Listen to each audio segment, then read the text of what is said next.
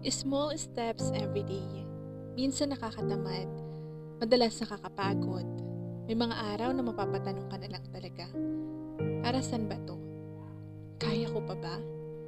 Kasi sa totoo lang, hindi lang naman exams ang kalaban natin eh. Kalaban din natin dito yung pagod sa commute, yung bigat sa bayarin ng bahay, at yung pressure na kailangan natin maging okay. Kahit pagod at puyat na tayo. Pero lagi nating tatandaan kung bakit tayo nagsimula.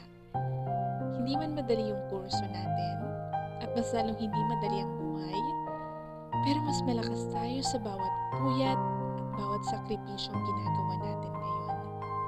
Kaya laban lang. Alam kong malayo pa, pero tingnan mo, malayo na rin ang narating mo. Konting tiis na lang, magiging worth it din.